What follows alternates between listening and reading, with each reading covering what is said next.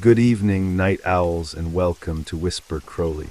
Tonight, I will guide you into a world of darkness, hoping to help you relax and unwind. Perhaps some of you will even drift into a haunting yet soothing sleep. Before we begin, let me know where you're listening from and what time it is for you. And now we begin. Have you ever felt certain something was wrong, even when everything seemed completely normal? My name is Elliot, and I've recently moved into an old two-story house on the edge of a small town in Michigan. It stood at the end of a quiet, tree-lined street, white-painted wooden siding, blue shutters, a welcoming porch, but something about it never felt quite right.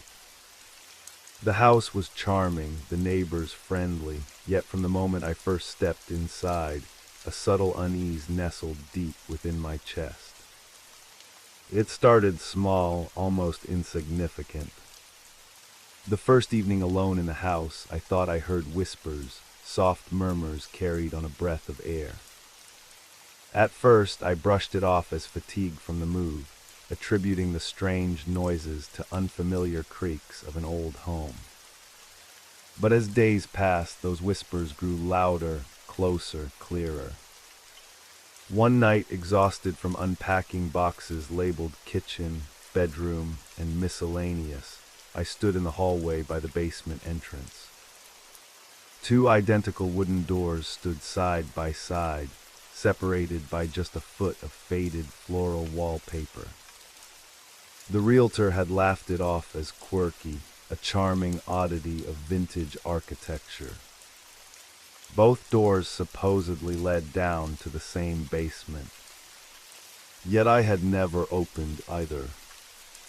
Standing there, my pulse quickened, inexplicably anxious. The shadows around me seemed to flicker under the dim hall light. I reached out hesitantly, placing my hand against the cool brass knob of the left door. The metal felt strangely cold, colder than it should have been. Taking a deep breath, I turned the knob slowly, the old mechanism clicking quietly. A faint, musty smell drifted upward. Staring down, I saw nothing but darkness. Fumbling for my phone, I switched on the flashlight, illuminating narrow wooden stairs. Dust motes danced lazily in the beam, everything appearing normal, mundane even. Yet something stopped me from descending. Suddenly, from behind the second door, a soft thump reverberated. My heart jumped to my throat, and I spun around. Had I imagined it? "Hello," my voice echoed weakly. Silence answered me, heavy and oppressive. Uneasy, I approached the second door. It appeared exactly the same as the first, same paint, same brass knob, same aging wood, but something felt distinctly off. A strange scent seeped from beneath the door, sweet but nauseating. My hand shook as I reached again, fingers trembling as I gripped the knob. The coldness was sharper this time, biting into my skin. I twisted it slowly. As the door creaked open, an unsettling glow seeped into the hall, faint and sickly yellow. Squinting, I peered down. The staircase descended just as before, but at the bottom, shadows flickered unnaturally against walls lit by an unknown source. "Who's there?" I called again, my voice sounding hollow, afraid. This time the silence was punctuated by an unmistakable whisper, barely audible, yet chillingly clear. "Come down." Every muscle screamed at me to close the door, to retreat upstairs, to lock myself away from whatever waited below. Yet curiosity, powerful and dangerous, tugged at me relentlessly. My heart pounded loudly, each beat resonating painfully in my chest. As I leaned forward, peering deeper into the eerie glow, something shifted at the edge of the stairs. A shadow moved almost imperceptibly, sliding silently along the floor. My breath caught sharply, dread pooling within my stomach. I slammed the door shut. Panting, leaning against the wall, I closed my eyes, desperately trying to rationalize what I'd seen, heard, felt. This was my house now, mine alone. Yet standing here, surrounded by shifting shadows and invisible whispers, I'd never felt more isolated. Slowly, I backed away from the double doors, never turning my back fully, afraid of what might follow if I did. Retreating to my bedroom, I locked the door firmly behind me, checking twice. I lay awake, eyes wide, staring into the darkness until dawn painted the windows in pale shades of gray. That morning, as sunlight filled the rooms, I returned to the hallway. Both basement doors stood closed, silent, innocuous in the daylight. Yet I knew what I'd experienced was not a dream, nor an imagination. It was a warning, a prelude to something far worse. Something hidden beneath the quiet facade of this old house, lurking in the darkness beyond those double doors. And I feared deep within my bones that I'd eventually have to choose one of them again. Days passed in restless uncertainty. I tried to convince myself that the incident with the double basement doors was merely stress or exhaustion, yet deep down, I knew something else lingered in that darkness. Every time I passed the doors, a chill crawled up my spine. One rainy afternoon, heavy clouds draped the sky in gray, casting the house into premature twilight. I stood in the kitchen, brewing coffee, staring absent-mindedly out the window as the rain pounded the glass. Raindrops blurred the world beyond, turning it into a smeared painting. A quiet scraping noise broke my reverie. My head jerked sharply toward the hallway leading to the basement doors. The sound repeated, a slow, dragging, unmistakable scrape of wood against wood. My breath caught as fear knotted my stomach. Coffee forgotten, I stepped carefully toward the hall, every creak of the old floorboards sending sharp jolts through my nerves. The sound stopped abruptly, replaced by absolute silence, oppressive and thick. I reached the hallway. Both basement doors appeared unchanged, identical and innocently closed, yet my heart hammered uncontrollably. I approached cautiously, stretching out my hand toward the left door, feeling an intense cold radiating from its surface. Without thinking, I yanked the door open. Empty darkness stared back at me, utterly still. The musty air was motionless, undisturbed. Swallowing hard, I turned toward the other door. Anxiety swelled, twisting painfully inside my chest. This time I opened the door quickly, bracing myself. Again, nothing but shadows, no strange light, no whispers. Relief flooded through me, mixed with confusion. Had I imagined everything? A sudden creak echoed from below. Before I could rationalize it away, I felt compelled to descend the staircase, my feet acting independently of reason. With every step, my pulse quickened. The air grew cooler, damper, and heavier. At the bottom, a weak bulb cast dim yellow light, creating more shadows than illumination. I scanned the unfinished basement, eyes adjusting slowly. Wooden beams crisscrossed the ceiling. Boxes and old furniture formed silhouettes against the walls. Everything appeared ordinary. Yet I felt watched, an unsettling sensation crawling along my skin. Movement caught my eye. My heart leapt violently. A shadow darted past the far corner, quick and silent. Panic surged through me. "Who's there?" My voice trembled. Silent. Then the faintest rustling, like fabric dragged across concrete. "I can see you," I lied desperately, trying to sound brave. Again, silent. I moved forward cautiously, peering into the shadows. The room shifted subtly around me, disorienting. Furniture seemed misplaced, angles wrong. Fear coiled tightly in my throat. Behind me, the soft whisper returned, insidious and clear.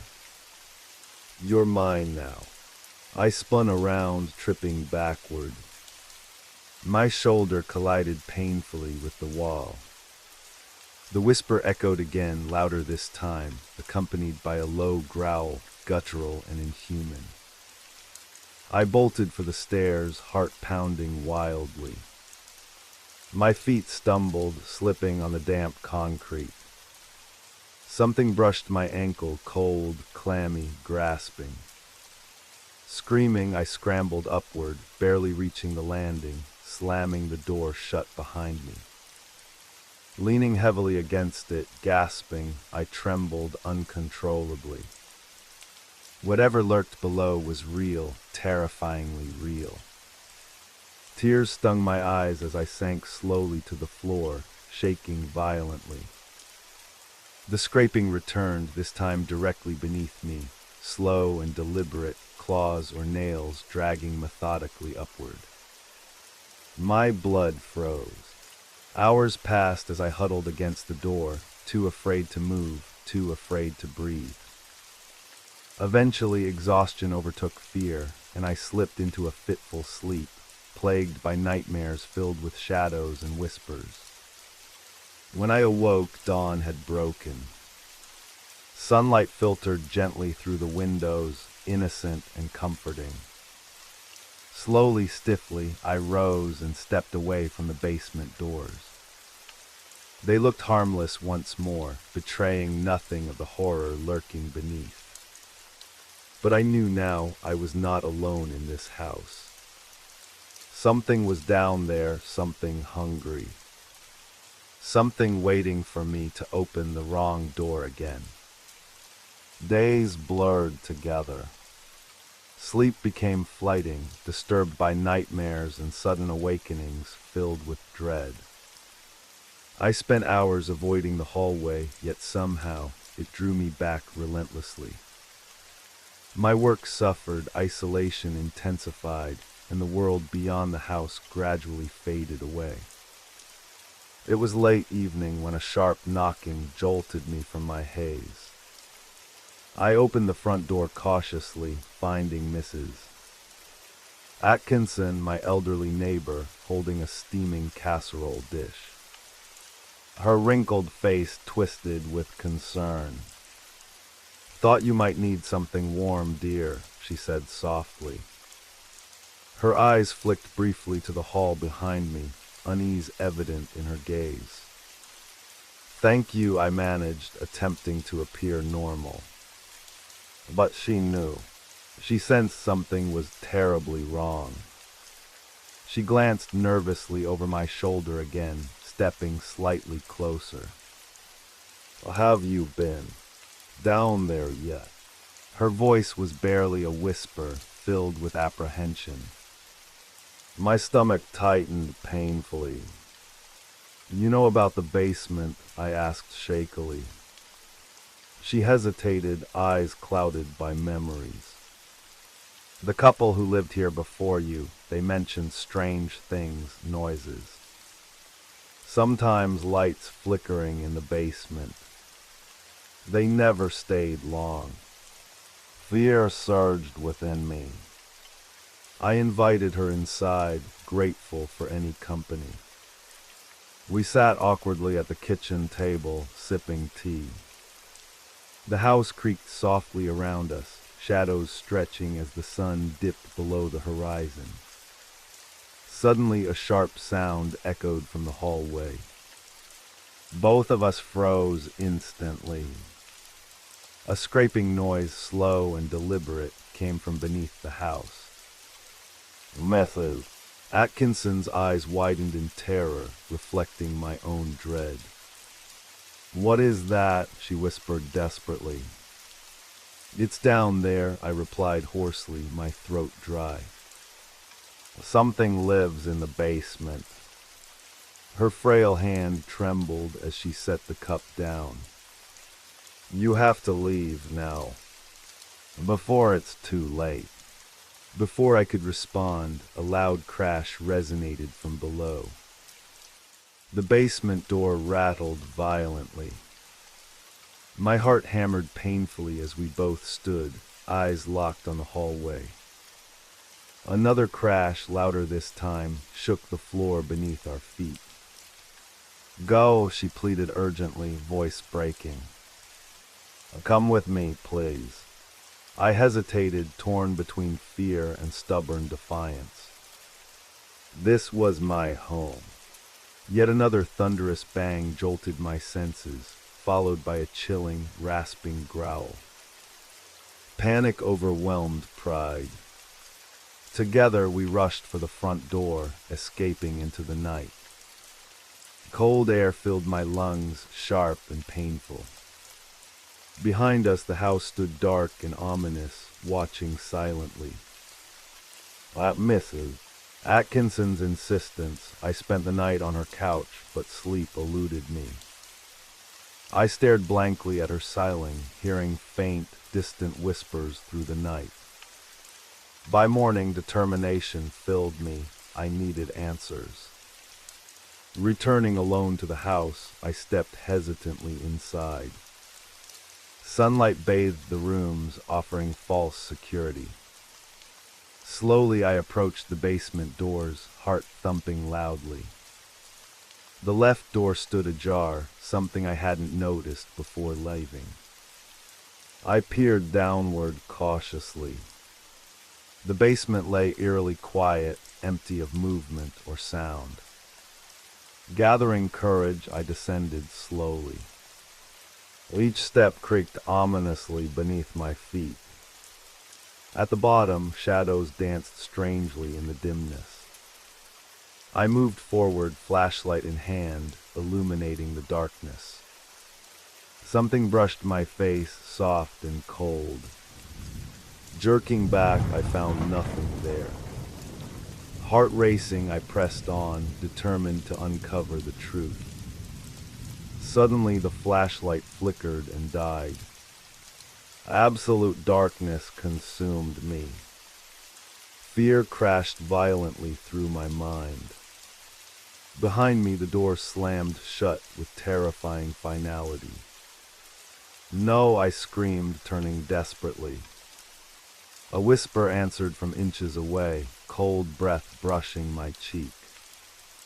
Too late. Darkness surrounded me, oppressive and suffocating. My breath came in short, panicked gasps.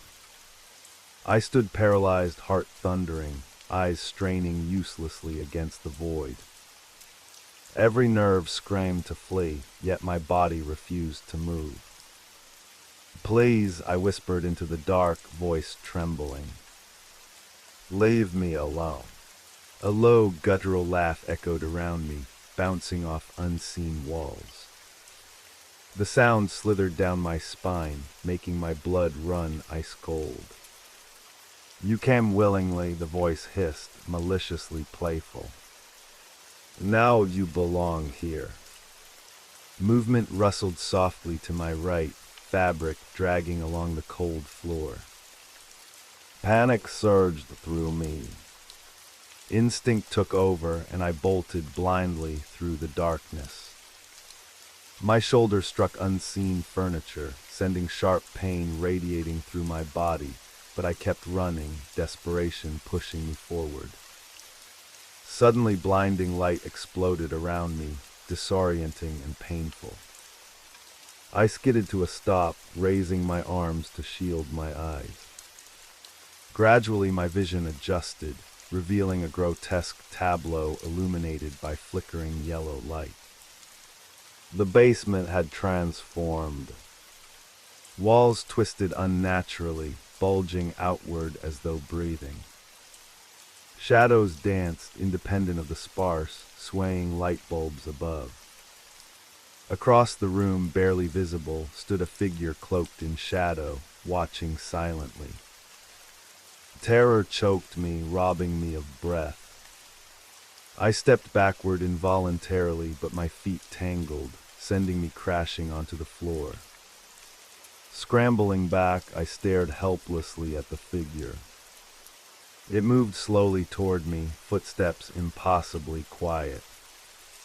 As it approached, details emerged, horrifyingly familiar yet disturbingly distorted. Its skin was pale, translucent, veins visibly pulsing beneath. Eyes wide and black, devoid of pupils, stared hungrily from hollow sockets. What are you?" My voice shook uncontrollably. It tilted its head, lips peeling back in a grotesque imitation of a smile, exposing sharp, needle-like teeth. "I am you," it whispered chillingly, its voice matching mine exactly. "Your fear, your loneliness. You called me." "No," I shouted, recoiling. "You're not real." It laughed cruelly, the sound echoing mockingly through the basement. "Real enough to keep you here," it said softly, stepping closer. Its movements were jerky, unnatural, joints bending at impossible angles. "Forever." Adrenaline surged through my veins, fueling desperation. My hand found a broken piece of wood beside me, sharp and splintered. I grasped it tightly, brandishing it toward the creature. "Stay back," I screamed, voice breaking with hysteria. The creature paused, seemingly amused. "You think that can save you?" It lunged suddenly, claws extended, mouth open grotesquely wide. I swung the wood desperately, connecting solidly with its twisted face. The impact resonated sickeningly through my hand. It stumbled backward, snarling viciously, black blood dripping from the wound. Taking advantage, I scrambled upright, sprinting blindly toward the stairs. The room contorted around me, angles shifting, trying to trap me. Screams filled my ears, my screams, its screams, blurring into one agonized wail. Reaching the stairs, I climbed frantically, breath ragged. Each step became heavier, reality warping around me. The door loomed above, closed tightly, impossibly far away. Behind me, claws scraped hungrily on the stairs, inches from my heels. With a final, desperate surge, I threw myself against the door, exploding into the hallway above. Slamming it shut behind me, I pressed against it, breathless and sobbing, the creature's enraged screams vibrating through the wood. Exhausted, broken, and shaking, I collapsed on the cold hallway floor, understanding finally the truth. The house was alive, and it fed on my fear. After that night, nothing felt safe or real. I existed in constant dread, knowing the creature waited beneath me, hungry and patient. Every creak, every whisper sent my heart racing. Days turned into weeks, and the line between reality and nightmare blurred irreparably. Eventually, desperation drove me to search for answers. The town's library archives revealed unsettling histories, stories of disappearances, madness, and inexplicable horrors linked to my house. Each account ended the same, residents fleeing abruptly, never to return. Determined to break this terrifying cycle, I returned home, resolved to confront whatever lurked below. Armed only with a flashlight and an iron poker from the fireplace, I stood once again before the double doors, heart hammering fiercely. Both doors now stood slightly open, taunting me. I chose the right one this time, descending cautiously into the unnatural gloom. The air thickened immediately, pulsing faintly, alive with a sinister presence. At the bottom, darkness stretched endlessly, deeper than before. The room felt impossibly large, twisting my sense of reality. I aimed my flashlight shakily, the beam swallowed by shadows. "I'm not afraid of you," I shouted defiantly, voice cracking despite my bravado. Silence mocked me, oppressive and heavy. Then whispers rose slowly, countless voices overlapping chaotically, unintelligibly. Shadows writhed around me, shifting into distorted figures.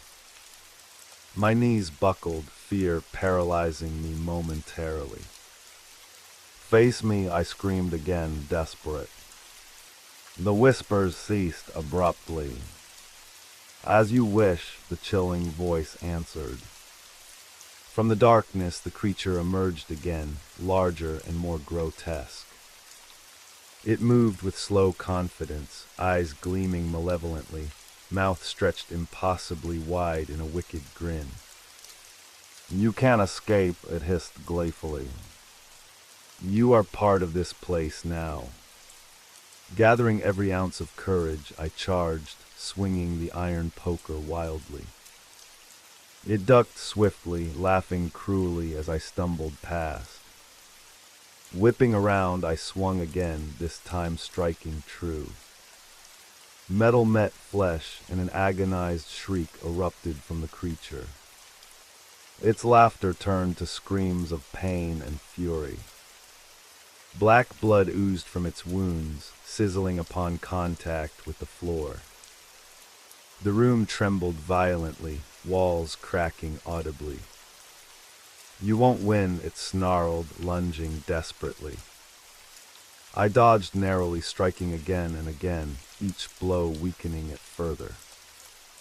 Exhausted, I swung once more, connecting solidly with its grotesque head. It collapsed, convulsing violently.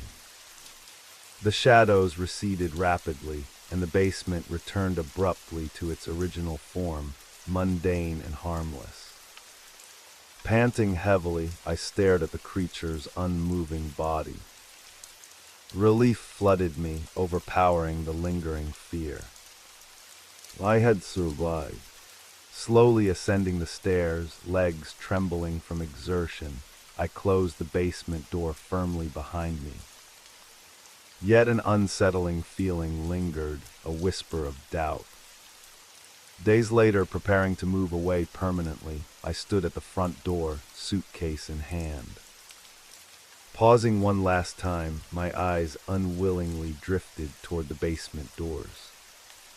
Both stood slightly ajar again, creaking softly, beckoning. My heart sank, realization dawning painfully. Some doors, once opened, can never truly be closed.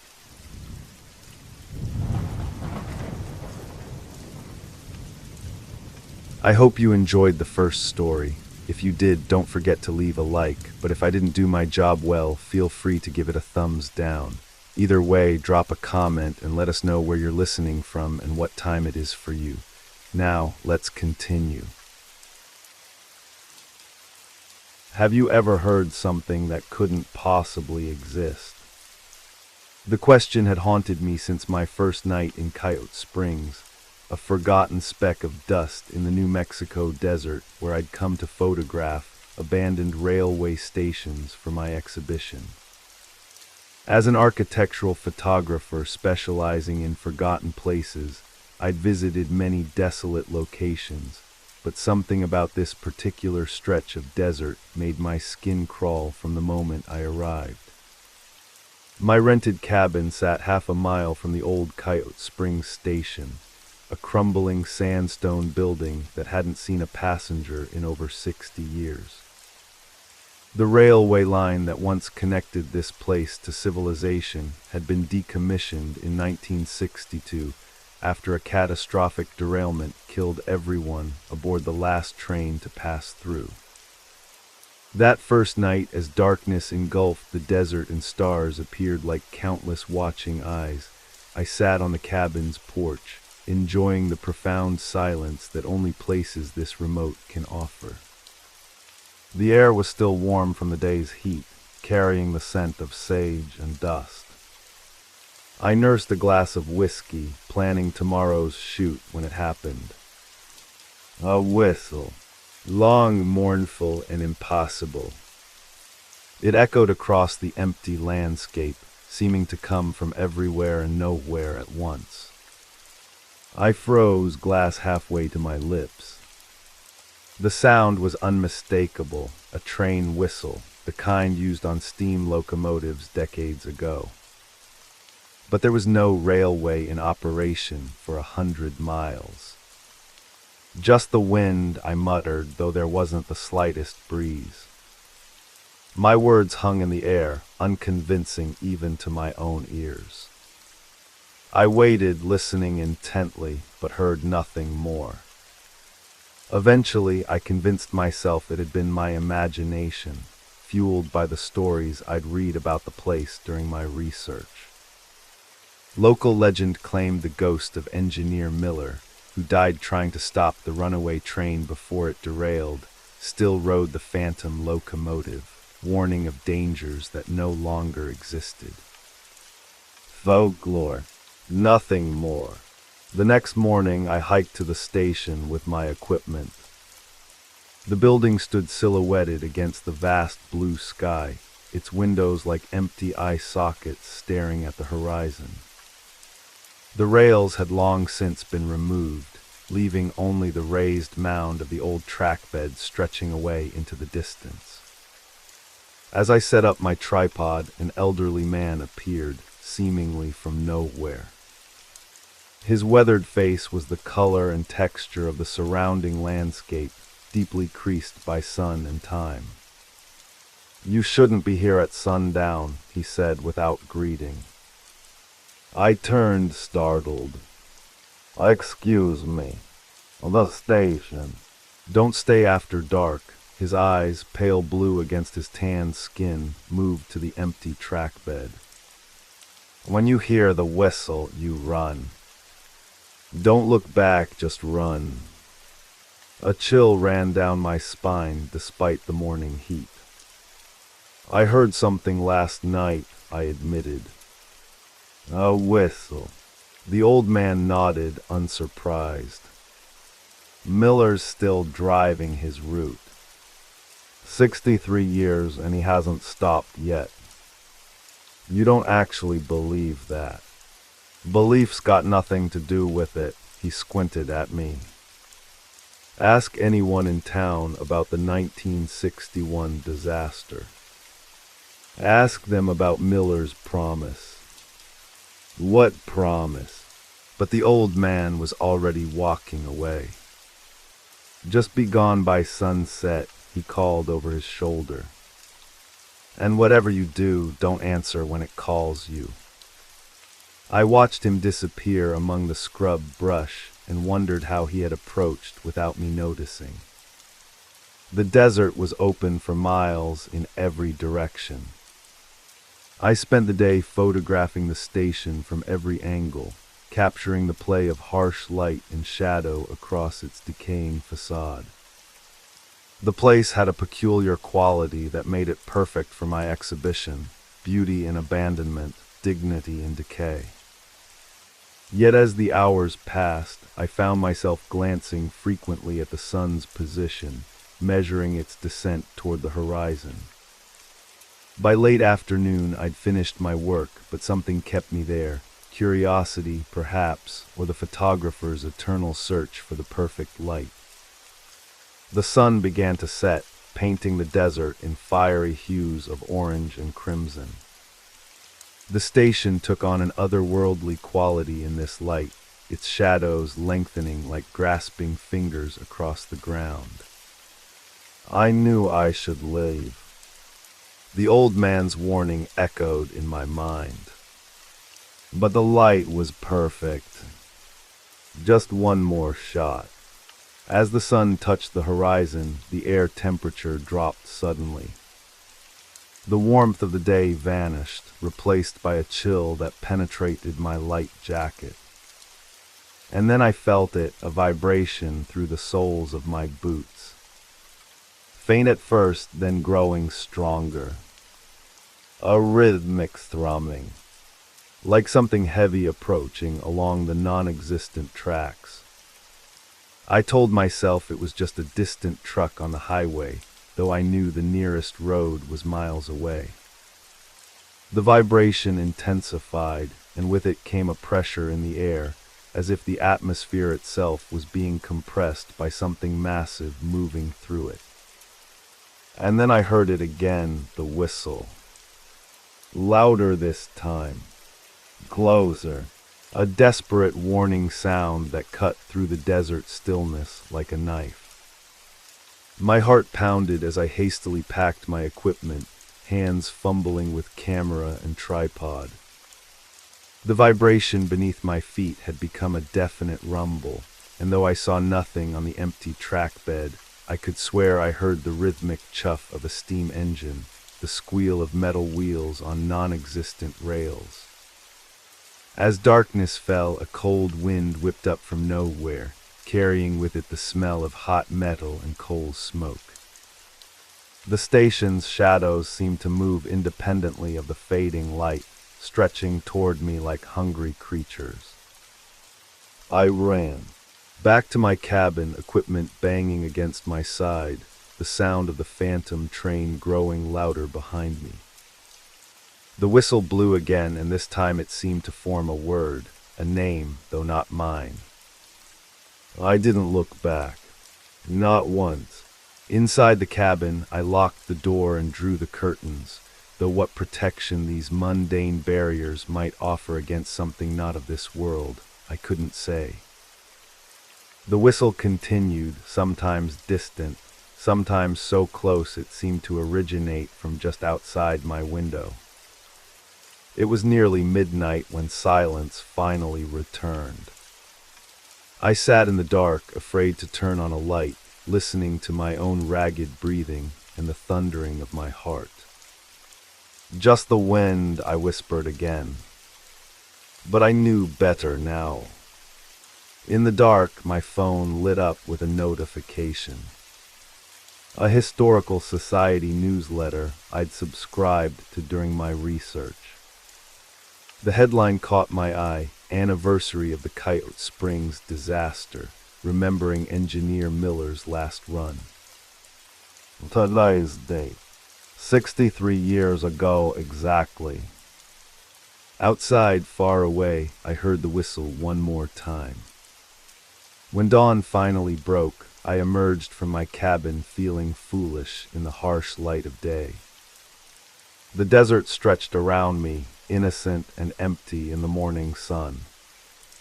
No phantom trains, no ghostly whistles, just scrubbed brush, sand, and the distant mountains shimmering in the heat.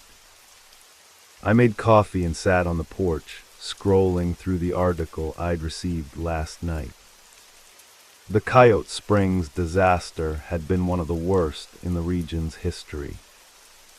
The locomotive number 417 had suffered a catastrophic brake failure while descending the grade toward Coyote Springs.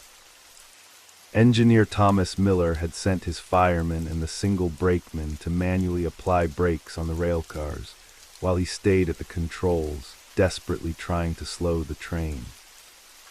The article included a grainy photograph of Miller, a stern-faced man with a thick mustache and eyes that seemed to bore directly into the camera.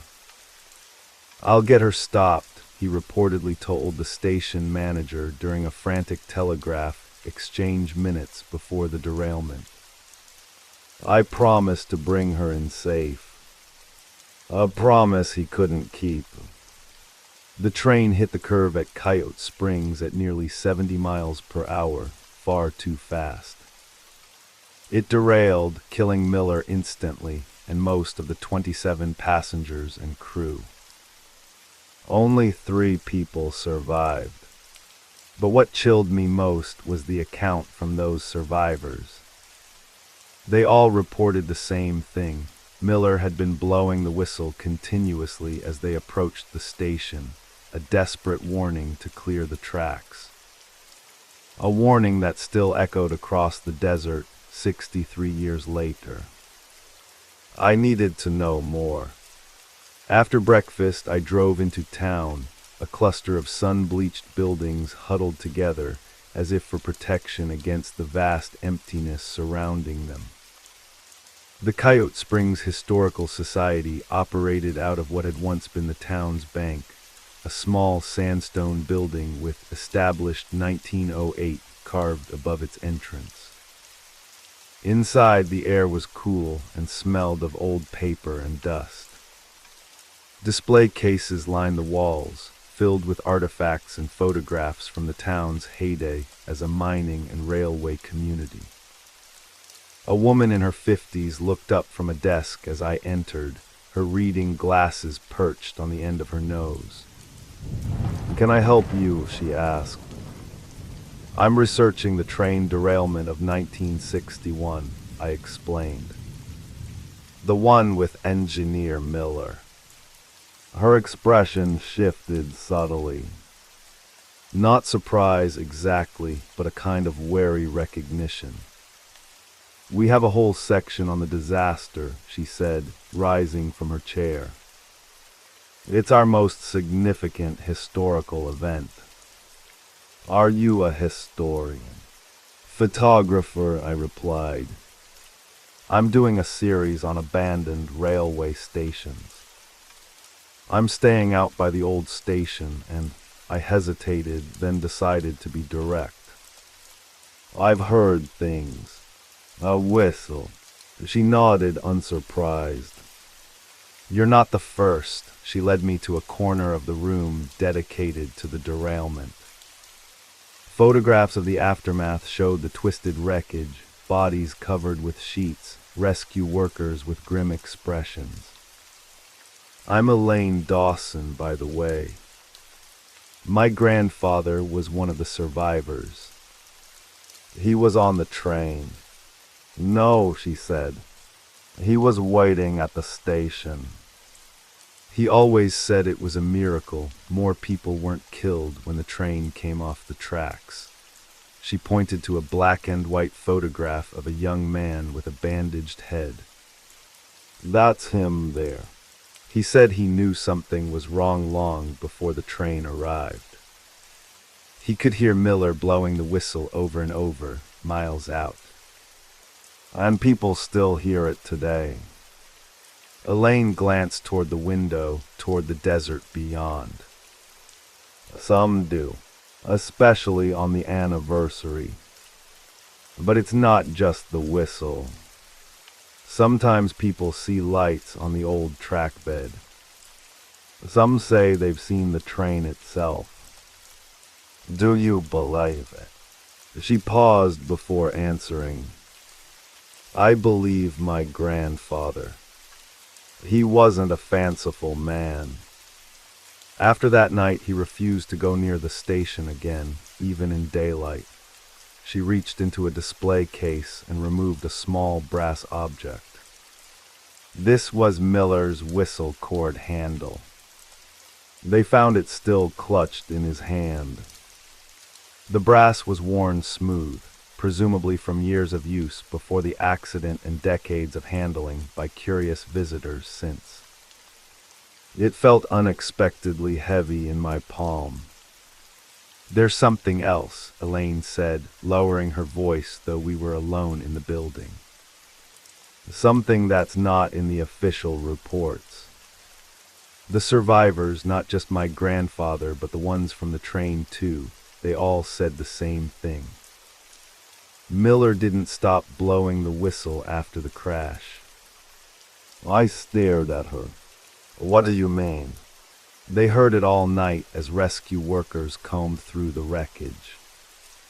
A whistle blowing over and over, even though the locomotive was destroyed and Miller was dead among the twisted metal.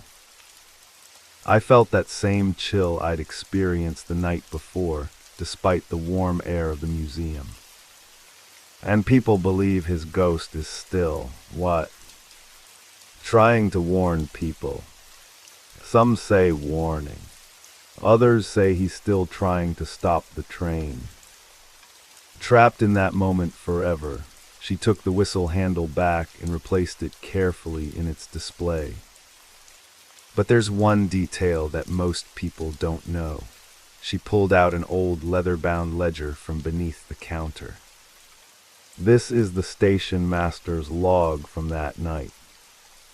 She opened it to a marked page where hurried handwriting documented the events leading up to the crash. "Read this entry," she said, pointing. I read aloud, 7:42 p.m., telegraph from 417. Miller reports brake failure. Says we'll try emergency measures. Promised to bring her in safe. I looked up. His promise. Keep writing. 7:58 p.m. whistle heard. Continuous warning signal. 8:01 p.m. derailment. Western curve. Catastrophic. 8:37 p.m. rescue efforts underway. Whistle continues. I frowned at the last entry. 9:15 p.m. whistle stops. Message received. Message received, Elaine repeated softly. What message? And received by whom? The station master never explained that entry. He died of a heart attack 3 days after writing it. Outside, the desert sun beat down on the empty street. A tumbleweed rolled by, a cliché come to life. Has anyone tried to? I don't know. Help Miller move on. Like in the movies. Elaine's laugh was without humor. People have tried everything. Mediums, religious ceremonies, you name it. But the whistle still blows. I think she hesitated. I think he's still trying to keep his promise. Still trying to stop that train. And he can't rest until he does. As I left the historical society, the bright sunlight seemed less reassuring than it had earlier. The town's few residents moved about their business, casting occasional glances toward the desert, toward the old station barely visible in the distance. Did they all hear it? The whistle in the night. Back at my cabin, I downloaded the photos I'd taken the previous day. They were good, the kind that would definitely feature prominently in my exhibition. The station's desolation, its silent dignity, the way shadow and light played across its weathered surface. But as I examined them more closely, I noticed something odd. In several images, particularly those taken as sunset approached, there appeared to be a faint mist or smoke along the old track bed. And in one, the very last photo I'd taken before fleeing, there was something else. A figure in the station doorway. Indistinct, blurred, but unmistakably human in shape. I zoomed in, heart pounding. The figure was too hazy to make out clearly, but it seemed to be wearing what could be an old-fashioned railway uniform. And it appeared to be looking directly at me. I closed my laptop, suddenly not wanting to see more. The sun was already lowering in the sky, painting the desert gold and amber.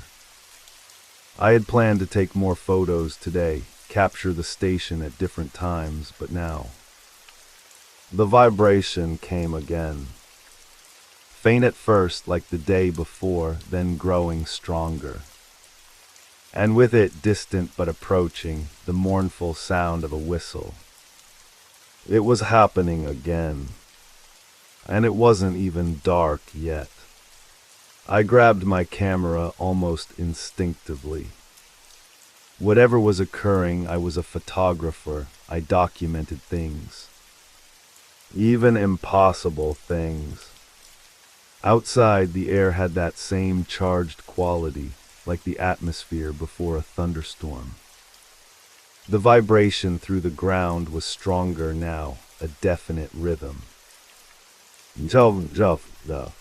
The sound of a steam locomotive laboring uphill. But there was no train, no tracks, just the empty desert and the abandoned station in the distance. The whistle blew again, closer now. And this time I was certain it formed a word. Promise. I raised my camera with trembling hands and pointed it toward the old track bed.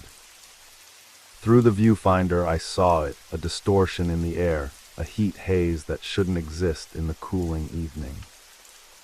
And within that distortion, something taking shape. Metal gleaming in non-existent sunlight. Steam billowing from an invisible source. I pressed the shutter just as the whistle blew again, so loud it seemed to vibrate the air around me. And then I was running back to my cabin, away from the impossible sight beginning to materialize on the desert floor. Back in my cabin, I locked the door and drew the curtains, then forced myself to look at the image I just captured. There, unmistakable against the desert background, was the front of a steam locomotive, number 417, emerging from thin air. And at its controls, a figure with a thick mustache and desperate eyes, one hand pulling the whistle cord, mouth open in a warning cry that had echoed across 63 years. Engineer Thomas Miller was still trying to stop his train. And somehow I knew he wanted my help to do it. Sleep was impossible that night. The whistle continued at irregular intervals, sometimes distant, sometimes so close it rattled the windows of my cabin. Each time it sounded, I felt it calling to me, not with words exactly, but with an inexorable pull that grew stronger as the hours passed. By 3 a.m, I sat at my laptop, documenting everything in a feverish journal entry that alternated between clinical observation and panicked speculation. The photo I'd taken earlier was open in another window, the impossible image of Engine 417 materializing on the non-existent tracks. The more I stared at it, the more details emerged. The number plate on the locomotive's side, the billowing steam, and most disturbingly, the expression of desperate determination on Miller's face. Around 4, the whistle finally fell silent. The sudden absence of sound was almost as unnerving as its presence had been. I dozed fitfully as dawn approached, waking to sunlight streaming through the cabin windows and the absolute conviction that I needed to return to town. Elaine was already at the Historical Society when I arrived, as if she'd been expecting me. Without a word, I showed her the photograph. She studied it for a long moment, her expression unreadable. Then she sighed and locked the door of the building, turning the sign to closed. "You've been chosen," she said simply. Chosen, the word sent a chill through me despite the morning heat. Chosen for what? To hear his message. To help him keep his promise. She moved to a filing cabinet in the corner, unlocking it with a key she wore around her neck. You're not the first. Every few years someone comes, usually a stranger just passing through. They hear the whistle, they see the train. And they either leave town immediately, never to return, or they try to help. And some of them never come back. She removed a thick folder from the cabinet and placed it on the desk between us. These are their accounts, the ones who heard the whistle and stayed. I opened the folder with trembling hands. Inside were handwritten letters, typed reports, even email printouts from more recent years. All describing the same experience: the whistle, the vibrations, the glimpses of a ghost train materializing from thin air. What happened to them, I asked, dreading the answer. Some left after documenting their experiences. Others, she hesitated. There have been accidents. People found on the old track bed, as if struck by a train that couldn't possibly exist. And some just disappeared. Their belongings found at the station, but no trace of them ever discovered. My mouth went dry. How many? 7 disappearances since 1961. The most recent was 11 years ago, a paranormal investigator who came specifically to document the phenomenon. I thought of running, packing my things, and driving away, leaving Coyote Springs and its ghost train far behind. But even as the thought formed, I knew I wouldn't. Couldn't. Something had connected me to this place, to Engineer Miller and his doomed train. I needed to see it through. What did the others do? The ones who tried to help. Elaine spread several accounts on the desk. Most tried to communicate with Miller. Some brought equipment, EVP recorders, cameras, spiritual paraphernalia. A few claimed they managed to see the entire train, not just glimpses. One, a retired engineer himself, said he actually boarded it. And then what? He disappeared that night.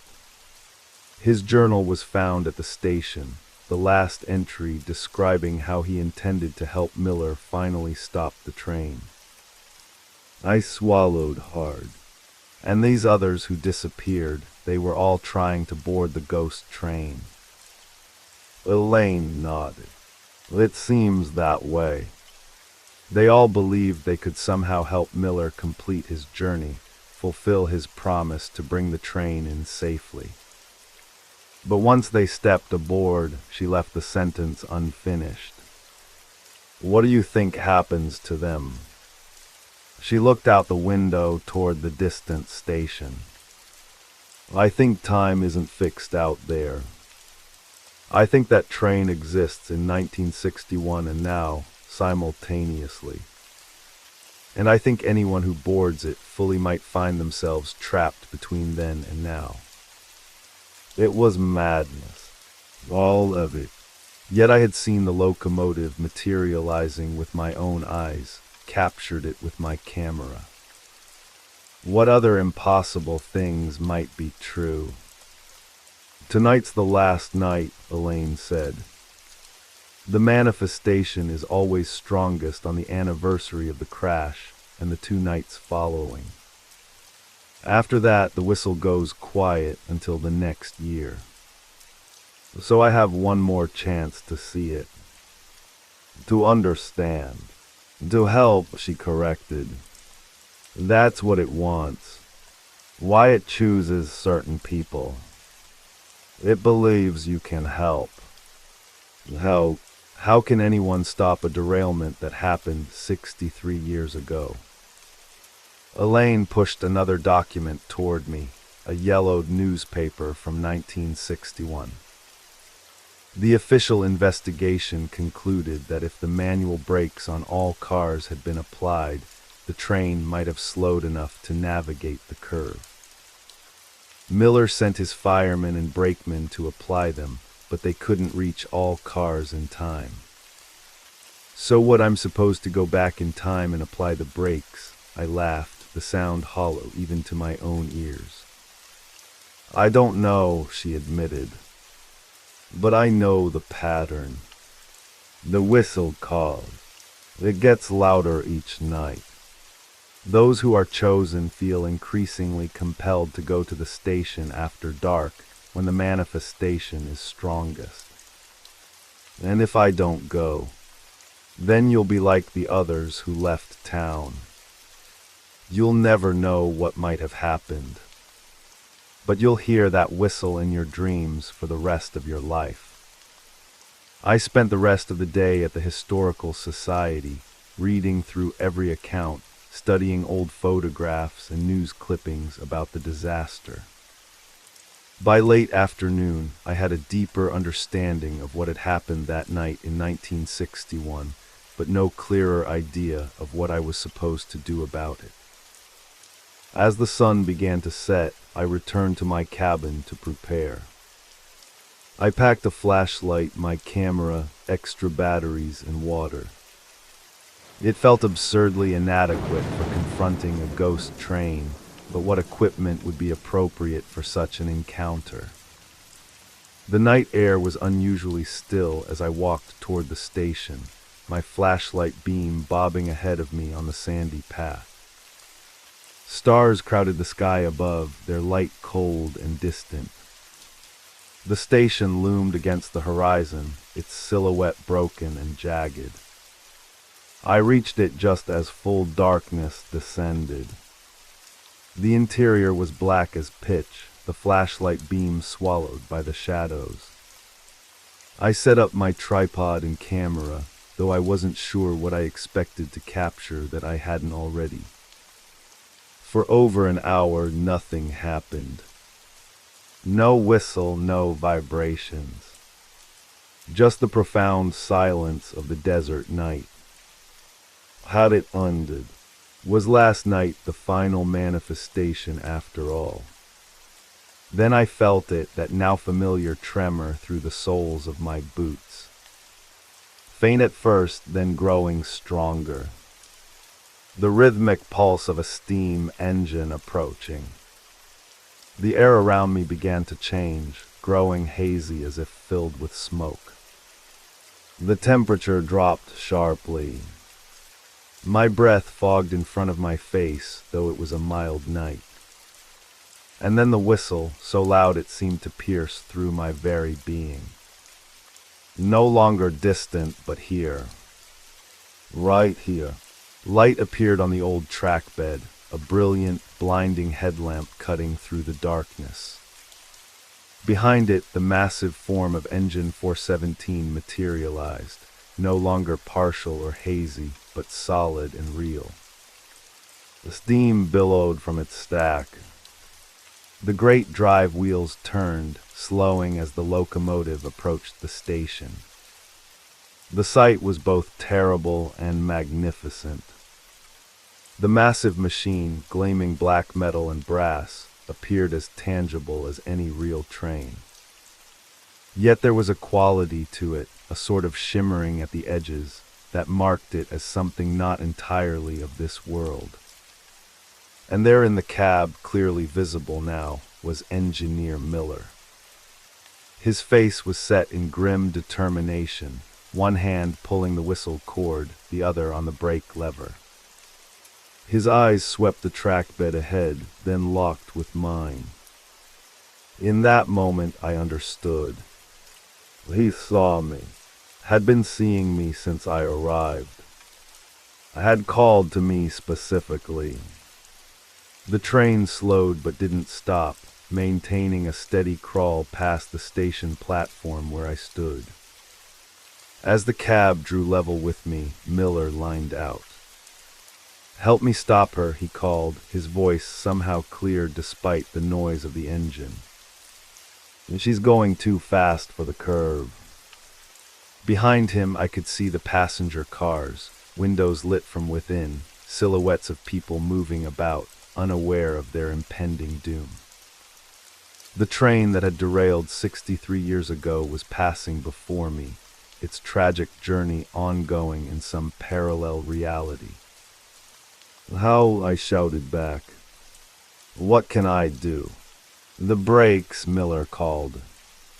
"Manual brakes on every car." Jack and Frank couldn't reach them all, he gestured urgently. Climb aboard. Help me save them. The decision point. This was what had happened to the others who disappeared. They had boarded the phantom train, trying to change a past that was already written. But was it? If the train and its doomed passengers could still exist, still make this journey night after night, year after year, perhaps the outcome wasn't as fixed as it seemed. Or perhaps I would simply become another missing person, lost between times, trapped in a moment of perpetual disaster. The locomotive had passed now. The tender followed, then the first passenger car. Each one solid-looking yet subtly wrong, too crisp, too perfect for the real world. Like a high-definition movie projected onto the night. I had seconds to decide.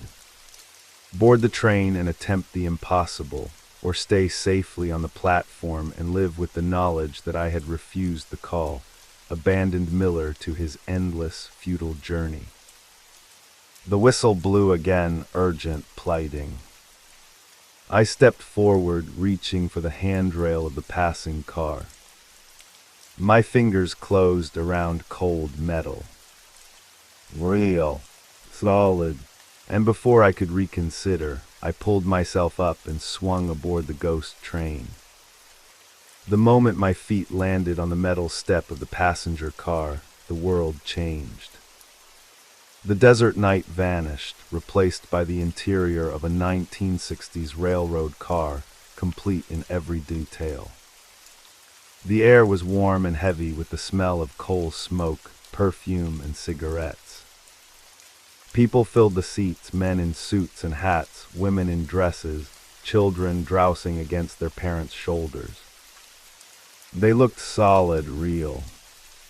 A few glanced up as I entered, then returned to their conversations or newspapers. No one seemed to find my modern clothing or sudden appearance unusual. I stood frozen just inside the door, trying to comprehend what was happening. This wasn't a ghost train, it was a slice of the past, perfectly preserved. These people were going to die in less than an hour if the train derailed, as history recorded. Unless I could help change that. A man in a conductor's uniform approached, frowning. "Ticket, please." I don't have one," I stammered. "I'm here to help engineer Miller." "With the brakes." His expression shifted from suspicion to alarm. "You know about the brake failure." "Yes. We need to apply the manual brakes on all cars." "Immediately." He studied me for a moment, then nodded sharply. "Follow me." As we moved through the car, I noticed a subtle wrongness to the scene. Conversations seemed to loop, with passengers repeating phrases. Some movements had an automated quality, like actors hitting the same mark repeatedly. It was as if these people were caught in a time loop, acting out the same moments over and over. Except for the conductor. He moved with purpose, awareness in his eyes. "I'm Daniel Webb," he said as we entered the space between cars. "Who are you?" "A photographer," I replied, realizing how inadequate that sounded. "I'm from the future. I know about the derailment before it happens. I'm here to try to stop it." Instead of dismissing this as madness, Webb nodded grimly. "Others have come before. They tried to help too. What happened to them? Some disappeared when the crash happened. Others," he hesitated. "Others are still here, riding this train forever." The implications were horrifying. We're in a loop. This train is caught in some kind of time loop. Not exactly. We passed through another car, passengers barely glancing at us. Time moves forward inside the train. We approach the curve. Sometimes we crash. Sometimes, rarely, we slow enough to make it. But then it all resets. We're back at the beginning of the line, heading toward Coyote Springs again. How many times? 1,000, maybe more. I've lost count. And you're aware. Through all of it, the horror of his situation struck me, an eternity of approaching disaster, occasionally avoiding it, only to start the journey again. Only some of us. Miller, myself, Jack and Frank, the firemen and brakemen, and the others who came to help like you. The passengers, he gestured to the oblivious people around us. They're shadows, memories, until the moment of impact. Then they become real again. They suffer. They die. We reached the end of the third car. Ahead was a narrow platform and a manual brake wheel. This is what we need to do, Webb explained. Jack and Frank are working from the front and back. We need to hit the middle cars they can't reach in time. Turn the brake wheels as tight as you can. I followed him out onto the small platform between cars. The night air rushed past, cold after the warmth of the interior. The desert landscape flashed by, not the abandoned, trackless waste I knew, but the New Mexico of 1961, the rails gleaming in the moonlight. Webb demonstrated the brake wheel, cranking it clockwise until it would turn no further. This car's done. We have 5 more to go, and less than 20 minutes before we hit the curve. We worked our way backward through the train, spinning brake wheels on each car. The train was noticeably slowing now, the clickety-clack of wheels on rails becoming less frantic. Hope began to build in me. Perhaps this time the train would make it safely around the curve. As we reached the final car, I glimpsed 2 men working from the rear, presumably Frank, the brakeman, and another helper. One looked up and our eyes met briefly. His expression was haunted, achingly familiar, though I couldn't place him. Webb and I turned the last brake wheel together, straining against its resistance. That's it, he said, breathing heavily. Now we wait. See if it's enough. We moved into the last car. The passengers here seemed more agitated, as if on some subconscious level they sensed the danger. A young mother clutched her baby tighter. An elderly man checked his watch repeatedly. How much longer? I asked. Minutes. We'll know soon enough. The train was definitely moving slower, but was it slow enough? Through the windows I could see we were approaching a bend in the tracks, the fateful curve where history said the train had derailed. Webb gripped the back of a seat, his knuckles white. This is usually when it happens. The train swayed as it entered the curve. Metal groaned in protest. I held my breath, waiting for the catastrophic moment when the wheels would leave the track, when physics would overcome control and send us tumbling into disaster. The sway increased. A woman screamed. A suitcase fell from an overhead rack. And then, unbelievably, we were through. The track straightened. The train continued, now moving at little more than walking pace. Webb stared at me in astonishment. We made it, he whispered. We actually made it.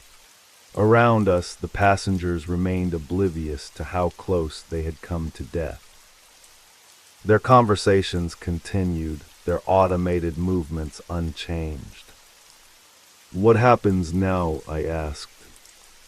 "And does this break the loop? Are you all free?" His expression fell. "I don't know. This has happened before, rarely, but the train always resets eventually. Returns to the beginning of the line. When we reach Coyote Springs Station." Of course, Miller's promise had been to bring the train in safely to the station. Just avoiding the derailment wasn't enough to fulfill his vow.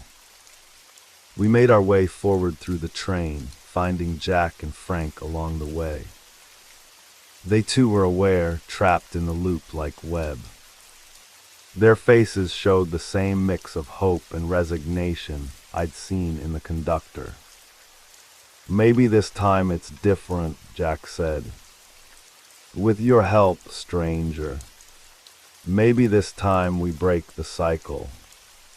At the front of the train, we found Miller still at the controls, his face etched with concentration as he nursed the crippled engine toward the station.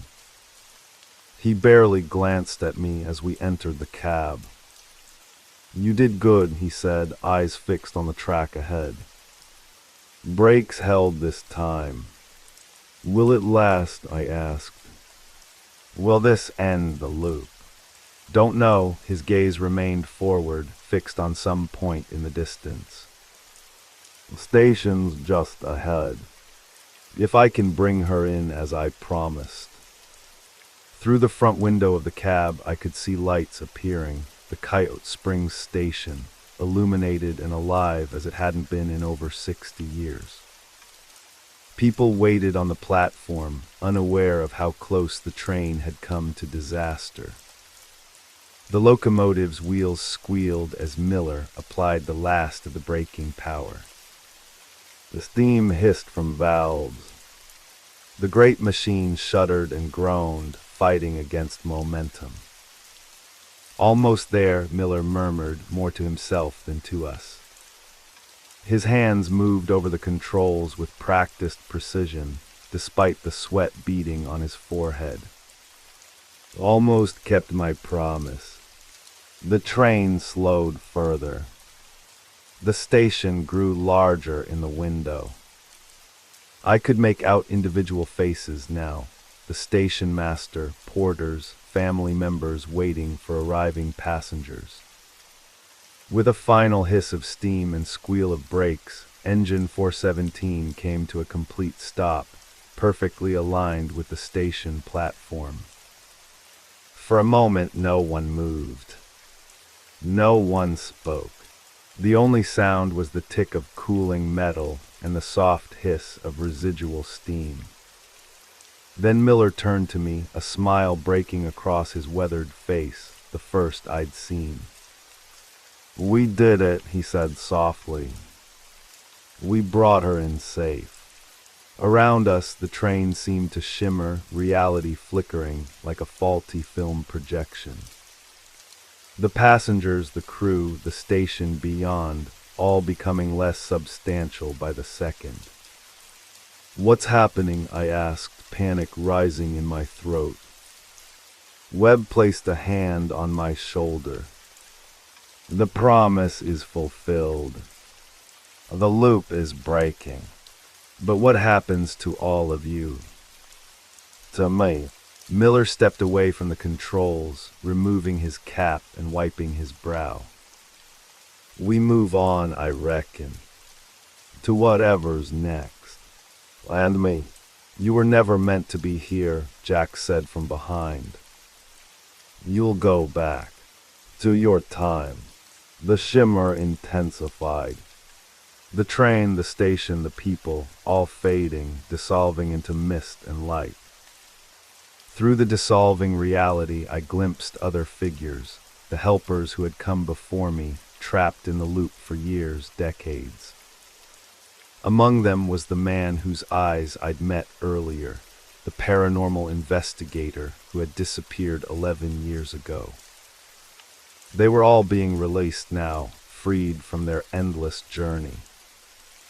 "Thank you," Miller said, his voice already distant. "Couldn't have done it without help."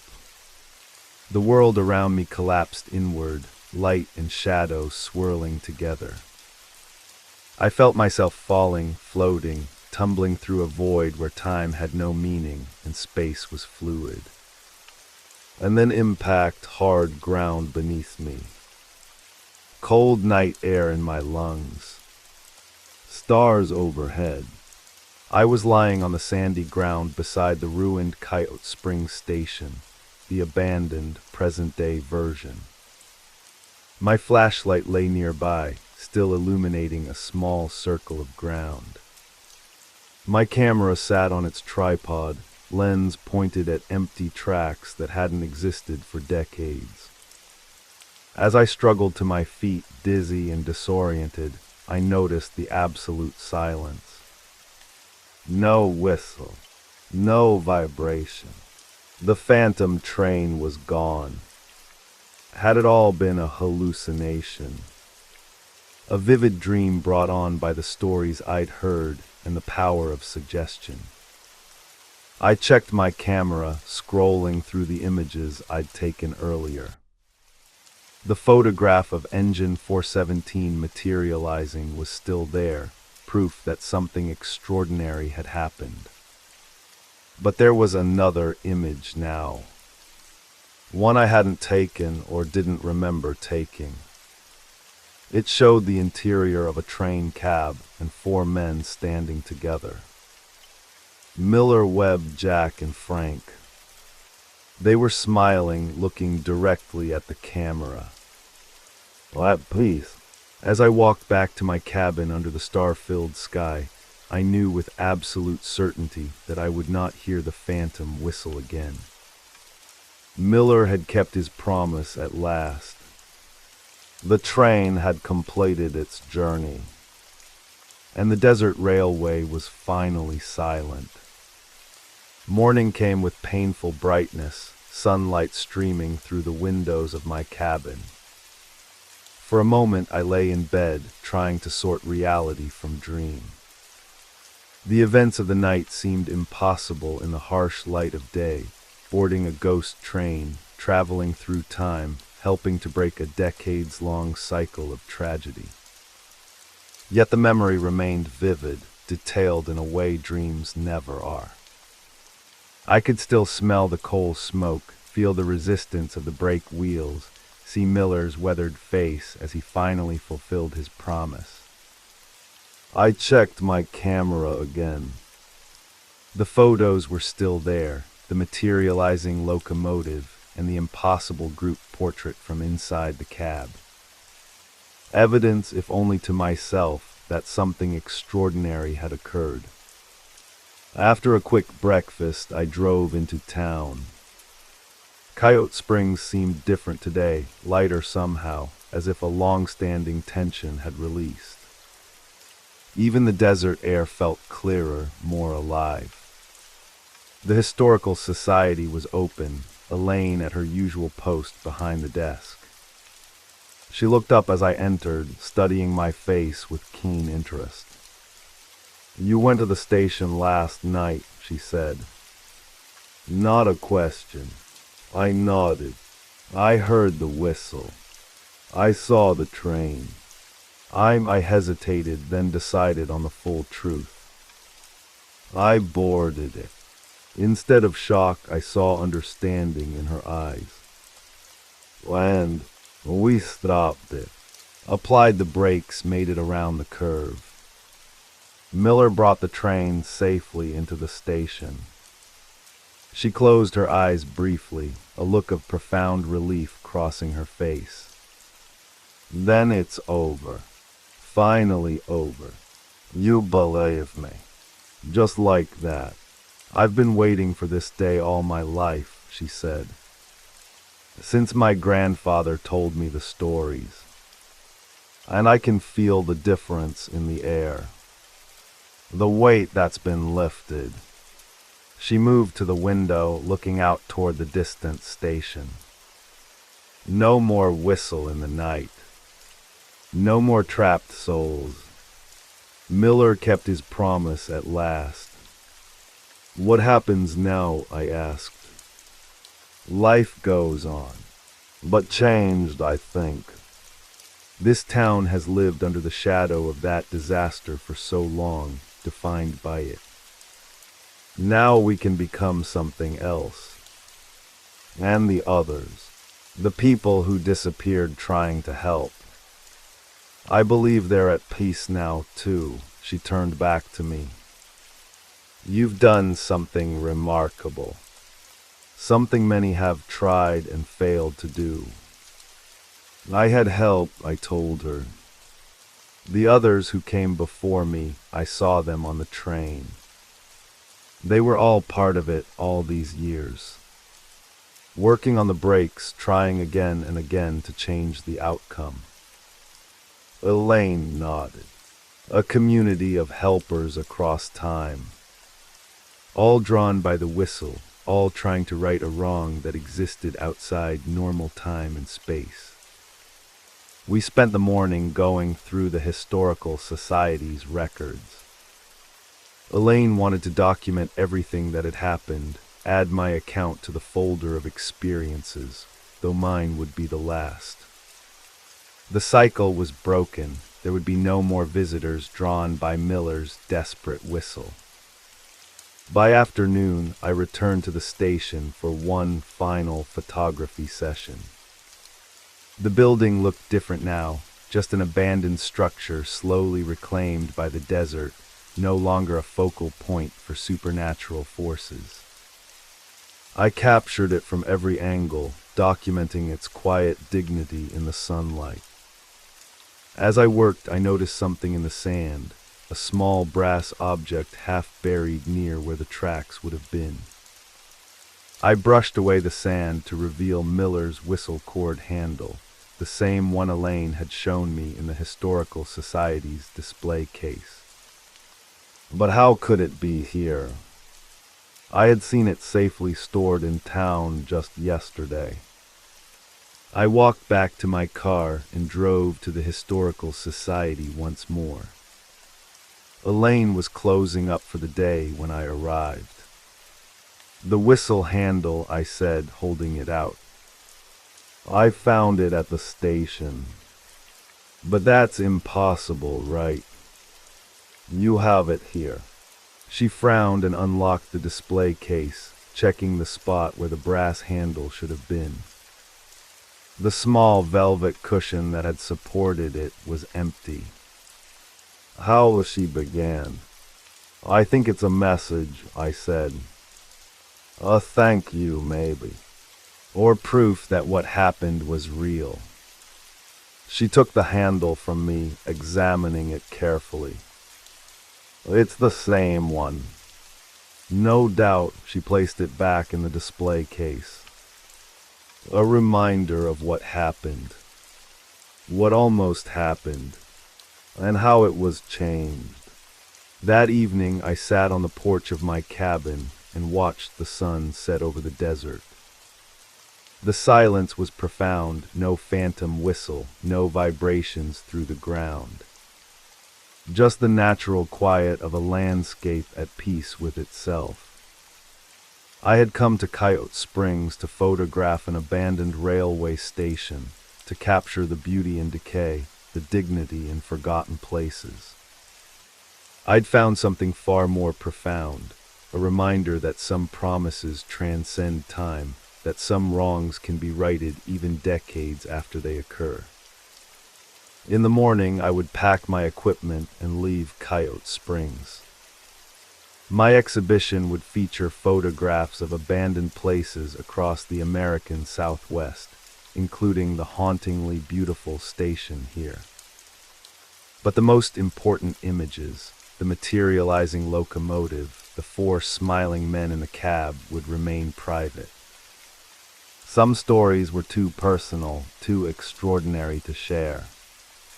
As darkness fell, I looked toward the old station, barely visible now as a jagged silhouette against the star-filled sky. For 63 years, engineer Thomas Miller had tried to keep his promise, trapped in an endless loop of failure and renewed determination. Now he could rest. Now they all could rest. The desert railway was silent at last. And in that silence was not emptiness, but completion. A journey finally ended. A promise finally kept. I raised my glass in a silent toast to Miller and all who had helped him over the decades. Then I went inside, closed the door, and slept deeply for the first time since arriving in Coyote Springs. In my dreams, I heard no whistle. Only the sound of a train pulling safely into a station, exactly as promised. When my exhibition opened 3 months later in a small gallery in Santa Fe, the photographs of Coyote Springs Station drew particular attention. Critics noted the profound sense of resolution and unexpected peace captured in images of a decrepit, abandoned building. One visitor, an elderly man with eyes the color of the desert sky, lingered longer than most in front of those particular photographs.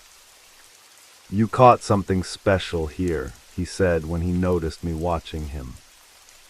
"Most people photograph these old places and capture only what's been lost. But you," he gestured to the images, "you captured what was found." I wanted to tell him the full story then, about the whistle in the night, the phantom train, the promise finally kept. But some experiences defy explanation, existing in that liminal space between reality and something else entirely. "I had help," I said instead. He nodded as if he understood perfectly. And perhaps he did. As he turned to leave, I noticed a small brass object gleaming in his pocket, what looked remarkably like an old train whistle handle. But before I could say anything, he disappeared into the crowd, leaving me to wonder. In the years that followed, I returned to Coyote Springs several times. The town was changing, growing a little, embracing its history without being defined by tragedy. The Historical Society, now under new management since Elaine's retirement, had expanded its exhibits to include the broader story of the railway's impact on the region. Miller's whistle handle remained on display, though few visitors understood its true significance. Sometimes when I visited, I would stand before it and remember my journey aboard the phantom train, the night I helped right a wrong from decades past. And though I listened carefully on each visit, especially around the anniversary of the derailment, I never again heard a whistle echoing across the desert night. Some journeys once completed need never be repeated. Some promises once kept last forever.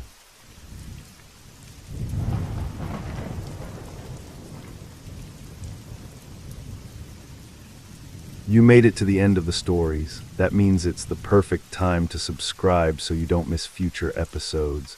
And if you haven't already, leave a like and drop a comment. I'd love to hear your thoughts. Have a great time relaxing, and good night.